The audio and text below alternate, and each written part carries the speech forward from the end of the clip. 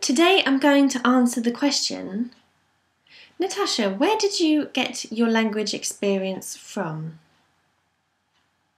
Many of my students ask this question, as do the people I meet at networking events and just generally people who are interested in languages and wonder how somebody can speak 5 languages. Quite simply, I was introduced to languages from the age of 11. No, in fact, I was 10.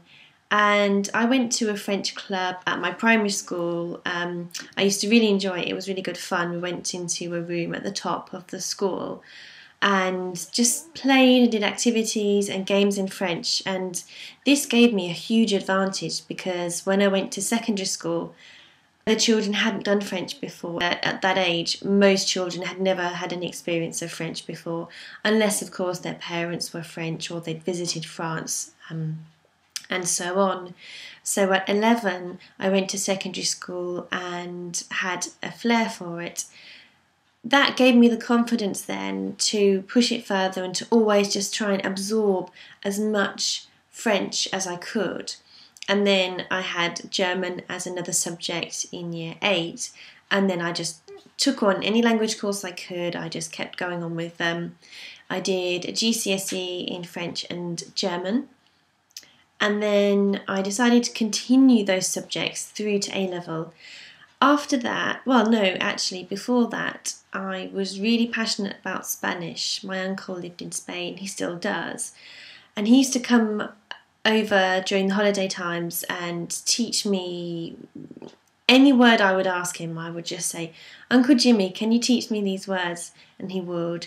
And I would take a book and go and visit him and write down lots of words. And my auntie would fill in lots of Spanish for me. So I was really keen from an early age with Spanish.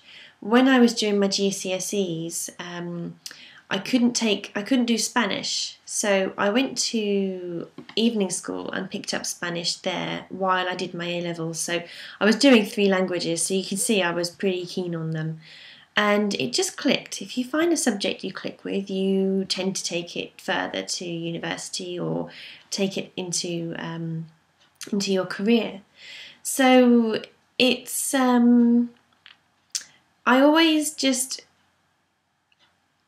anything that was to do with languages, I just gravitated towards. I was lucky enough that my parents paid for me to go onto the French exchange, the German exchange, where I would go and stay in France and Germany, and then I would have an exchange partner come and stay with me for a week or so. And then when I was doing my A-levels, I went over to do work experience, and that was a huge opportunity to just get chatting, to just pick up all the culture and just listen to everything and pick up as much as I could, the culture, the language, the local lingo, the colloquialisms. And obviously, as soon as I came back to the UK with as part of the normal A-level course, I would just be chattering away and just showing off everything I'd picked up because I just chatted to the family, I got speaking to my exchange partner. In my work experience, again, I would just really, really talk to people and listen and learn and take a notebook and study as much as I could. So from there, I went to university and I did French and Spanish as a degree. Purely as a degree.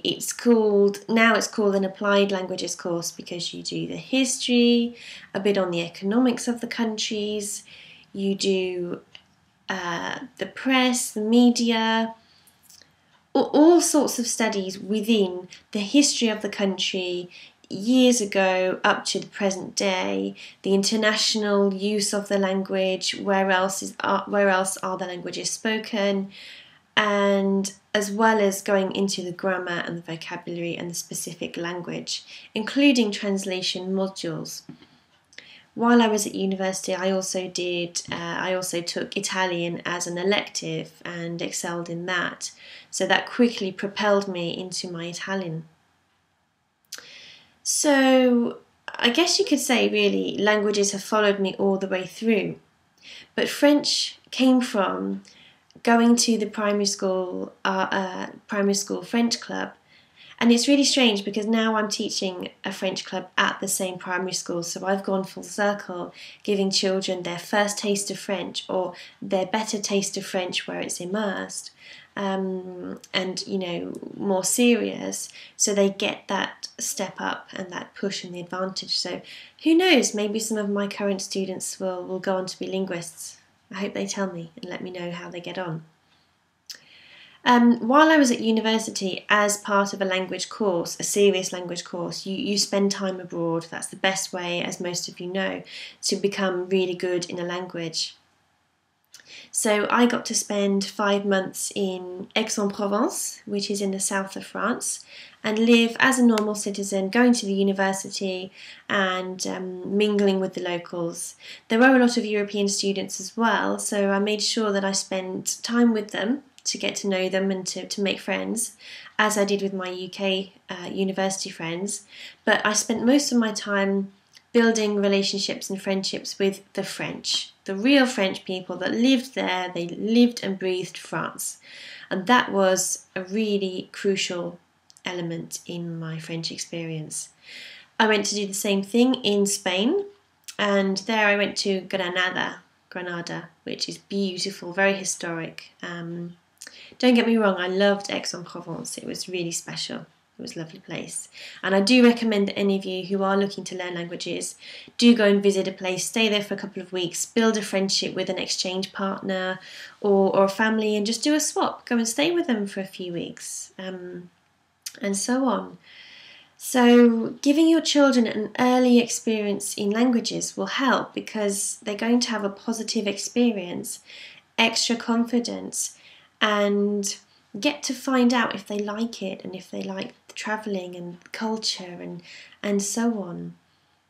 So the teaching side I fell into, really. I got invited to teach 1 or 2 people to help them out as they knew I was doing a language degree. And then I went on to do to set up a few extra private lessons and found that I was pretty good at it. So it just kind of carried on from there. And then a couple of years later, I decided to set up in business. I've always been really interested in business and working for myself.